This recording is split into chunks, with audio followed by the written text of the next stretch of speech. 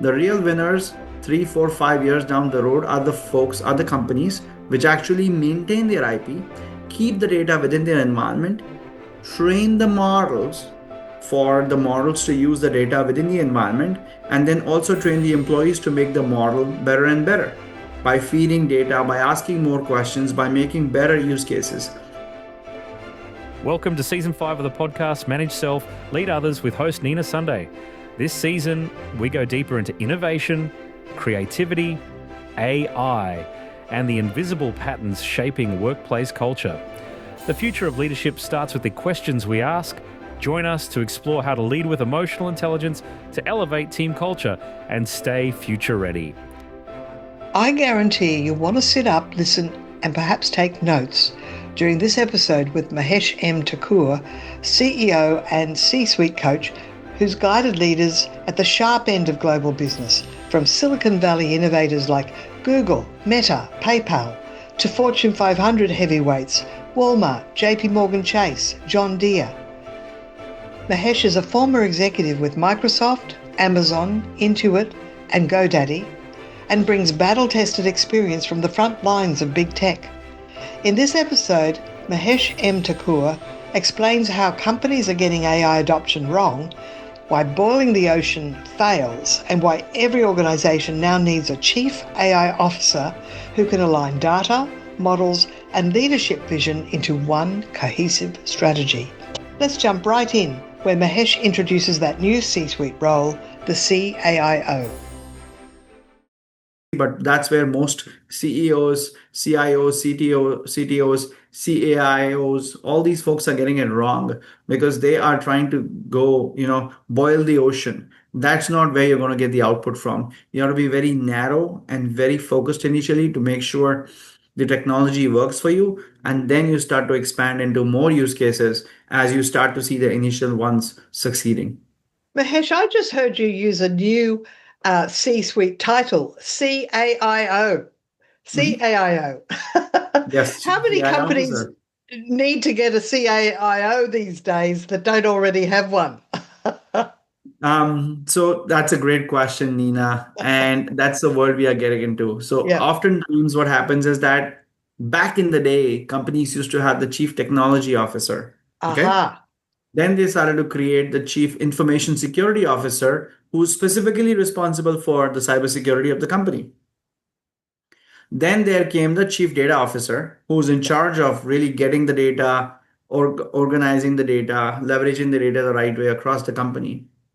And now here's the chief AI officer who's going to make sure that they have the right data, the right models, the right frameworks in place to put the AI strategy together for the company, whether you're using it for increasing productivity or basically enhancing their customer workflows or simply improving the customer experience for the customers using the products, because AI is everywhere. So the chief AI officer really has that responsibility to make sure the AI strategy is cohesive and that the AI strategy is aligned with what the product officer may be doing, with what the technology officer may be doing, with what the CEO wants, with what the board wants, and with what the company should be doing to remain competitive 5 years down the road. Because if they're not thinking like that, they're going to be out of business very soon.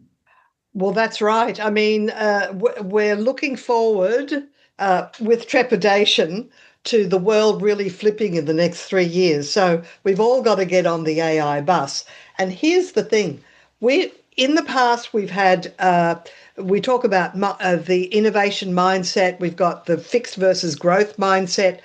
Is it more important now than ever before that leaders are actually educating their teams to actually remove this fixed mindset and whatever the habits that comes along with that description, and really getting people to embed innovation and innovative mindset in their daily operations? Your thoughts on that? So, Nina, what is happening is that for the folks who've taken that position of, hey, AI is a strong tool, Yeah. it has become an accelerator. Okay. Right. So it is unfortunate right now, whoever you are, you're going to get even more exposed. So if you had that growth mindset, you're going to accelerate and everybody will know that you have that mindset. If you Right. had a fixed mindset, you're going to get exposed on that, and everybody will know that no matter what, with or without AI, you're going to stall. That Oh, gap is okay. It's becoming putting a that spotlight on people, either for exactly. good or ill. Yes, yes, because you know what? I'll give you an example. I'm coaching a company for the last 6 months and doing the AI advisory work with them. So they had a chief technology officer who basically did not move the needle for the company for over 2 years. Right. Said another way, this person had his own policy and governance framework that they kept repeating to the extent where the AI strategy did not happen. They had every single thing go through a microscope. They wanted to make sure they made the process strong, they had the right guardrails in place. But guess what? There was no AI roadmap. As a result, finally, the wake up call was when the CEO found out they lost more than 15% of their market share to their nearest competitor. And Oh, this happened because the competitor went in to do the right thing, right time using AI. So they got right. ahead, right? So that's when they found out that the CTO, who they knew had some limitations, now those gaps became all the more evident. Those cracks in the wall became all the more visible. So Yeah. that's what AI does to you. It's a superpower given to you no matter who you are, where you are, in what position. If you as a leader don't make a good use out of it, if you do not produce a good plan, and if you do not get your teams aligned, it's on you. What it is, it's a superpower, it's a force multiplier. And over Yes. the next 3 to 5 years, the leaders and the companies who made the right strategic use of it will actually be miles ahead compared to their competitors. That's why keeping your data secure, training your employees, picking the right model, those are only foundational, Nina. Mm. What's going to come beyond that foundation, or what is being built on top of that foundation, is actually the strategic AI pillar, the culture where there is alignment on where and how will we apply AI, and finally getting the ROI, getting the return on your investment from that. There is an approach which I talk about, which I coach, which I advise to my clients, is called the test and learn approach. In that test and learn approach, Nina, you will find out how to go from investment to ROI, getting your money's worth quickly in months rather than years. So that takes the drama and the suspense out and gives you the results that you deserve, that your teams deserve to see. Because the flip side of that is, if you keep doing processes and you keep making investments, but there is no ROI, your team is now in a panic state. They think that one way or the other, we're going to get fired. We'll either get fired because the company ran out of juice, or we get fired because AI did not produce the output. I They see. shouldn't be the ones who actually have to suffer. It's the leadership team who has to take ownership and they have to lead the charter. But the step one is to create that roadmap, and step two is to bring alignment. Said another way, there is no roadmap if there is no alignment. And you have to be courageous enough to put yourself out there and say that I'm going to lead the wave. I'm going to lead this wave with AI and with my teams aligned with me together. So with getting this alignment, what's the biggest mistake that leaders make? With regards to getting alignment, the biggest mistake that leaders make is that they don't include or involve all the different layers in the Right. decision making. Okay, they'll just come at it and announce headlines. Hey, we're going to go big on this model, or hey, I'm going to eliminate these 25 people. Why did he do that? Just communicating headlines is going to break the trust and the confidence that the team has Right. in you, because the team is always thinking, well, if you didn't tell me, you're going to replace me. If you did not include me in that room, you're not going to include me in the next payroll. So you're causing a lot of anxiety and fear amongst the same people who actually need to support you on that mission. So, Nina, when I work with companies, I show them how to increase their RPE, which is revenue per employee.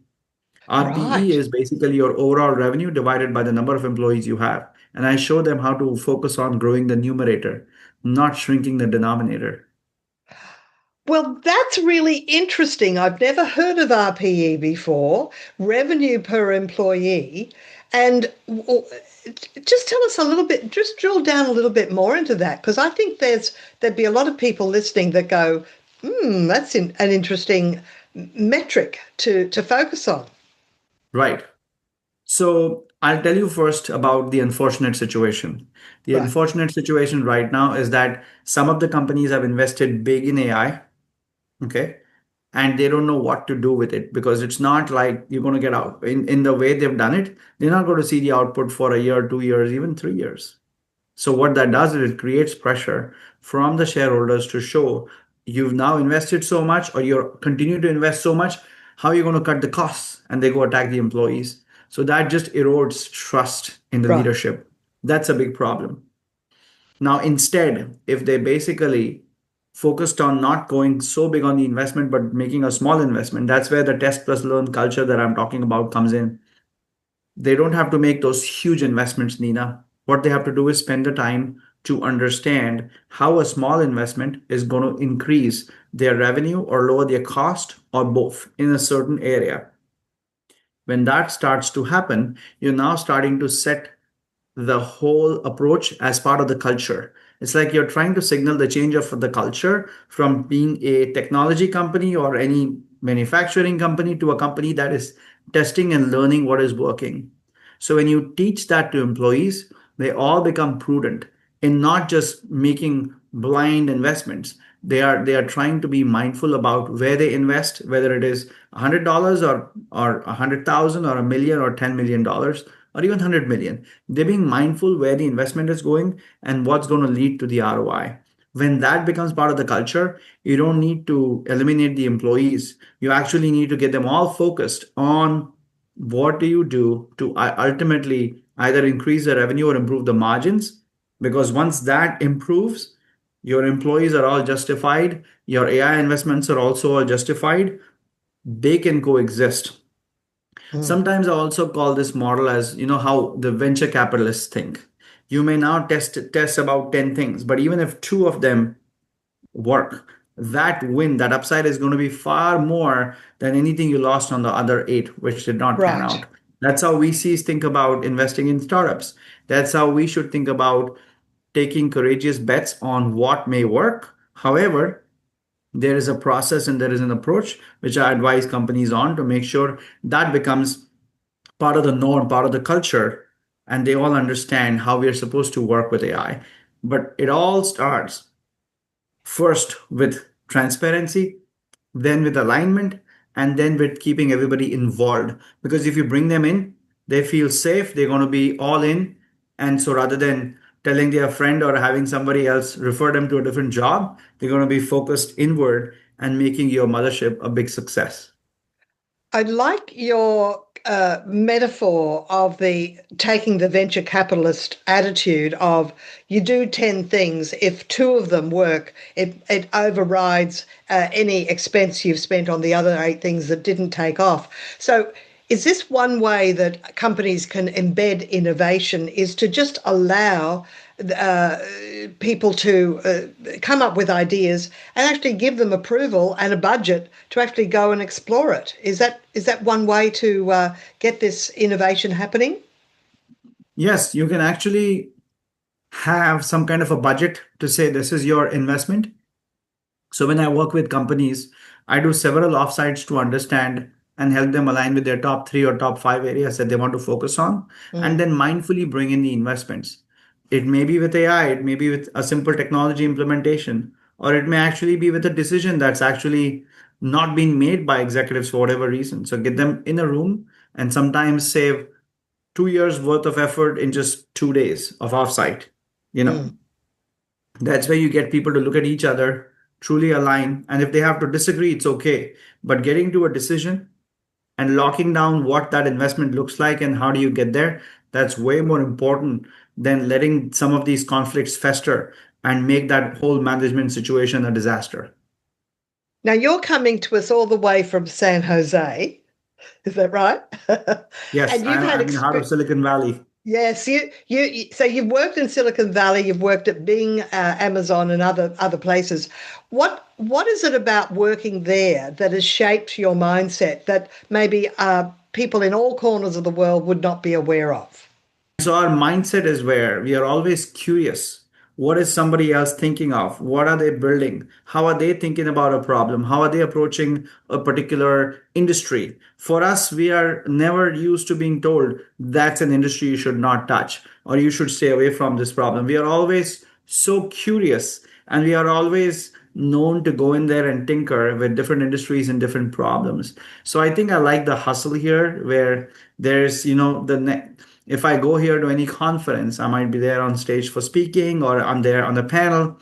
You learn so much just by being there because it just brings together a lots of creative problem solvers, lots of folks who've always challenged the status quo, sold their company for tens or even hundreds of millions of dollars. So when you're surrounded by those kinds of people in the room and the VCs who are pumping millions and billions nonstop, you get to learn a lot. And it's just I feel I'm privileged to be a part of the Silicon Valley.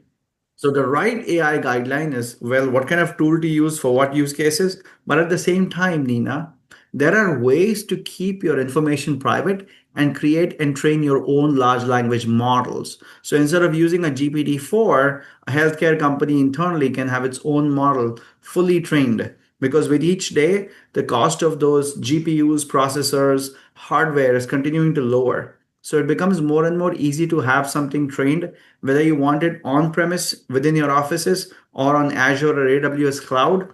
The real winners 3, 4, 5 years down the road are the companies which actually maintain their IP, keep the data within their environment, train the models for the models to use the data within the environment, and then also train the employees to make the model better and better by feeding data, by asking more questions, by making better use cases.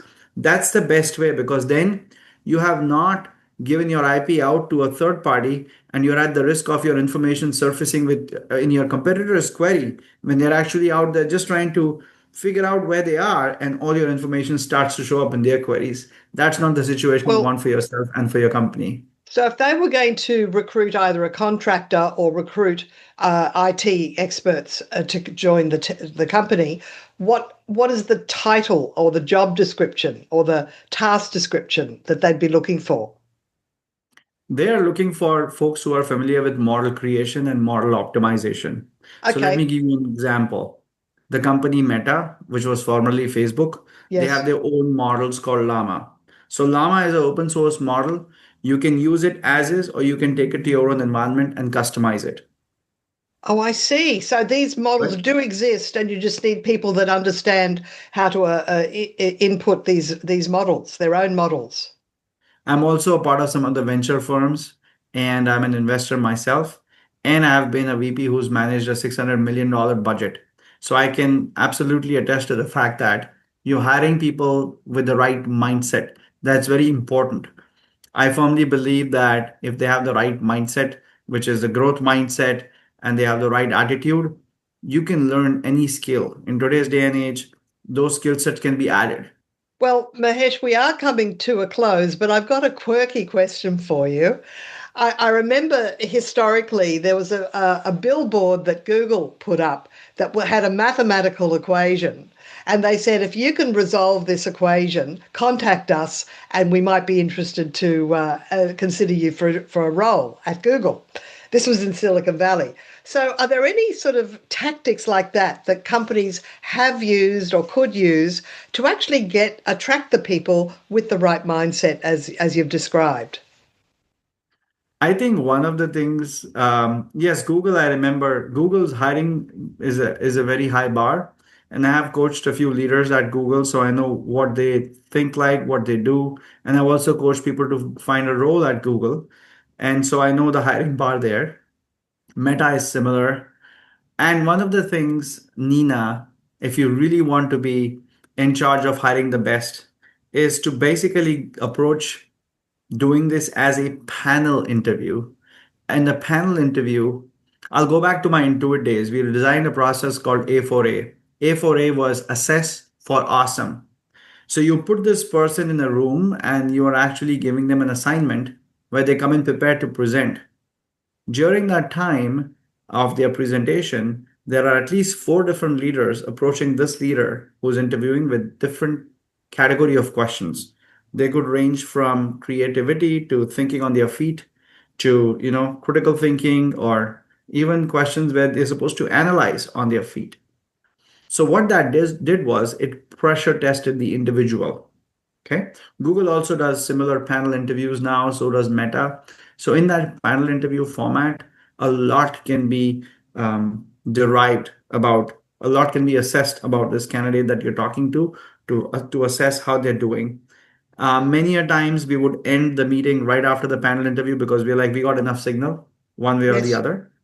And then that panel interview would also give us insights as to what should we poke further when they go for the next few rounds of one-on-one on the same day.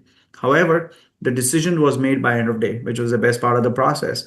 Imagine this, right? A candidate is on site at 11 in the morning. By 5 p.m., at least internally at Intuit, we made the decision, we made the call. Google is similar. So it was so good. As a company, you made a decision on the right talent, you were all aligned, and the data was fresh. You just met the person. So you're going to make a Yes. good decision on the same day. And at the same time, the candidate, at the latest, they'll know the next day the outcome.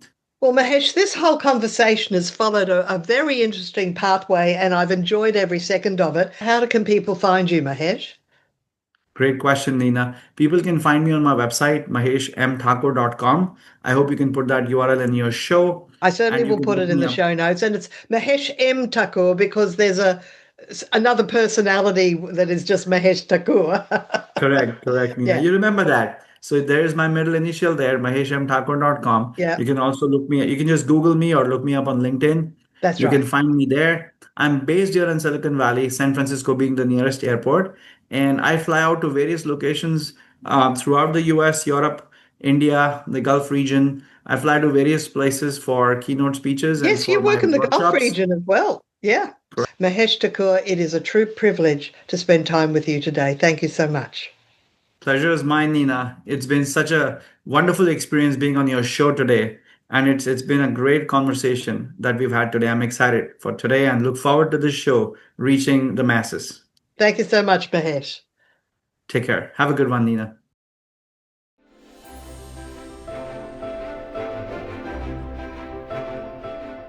What a masterclass from Mahesh Thakur. Clear, practical, and rooted in real-world leadership. His reminder that AI is no longer a nice to have, but a leadership imperative really hits home. And if you took notes, you've probably already started thinking about your own test and learn opportunities.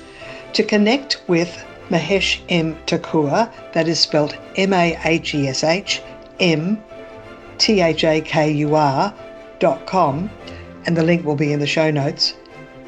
Until next time, stay curious and keep leveling up. Manage Self Lead Others has launched the book. It's available on Amazon in paperback and Kindle. Not just a collection of transcripts, Nina Sunday adds her own reflections about each guest conversation.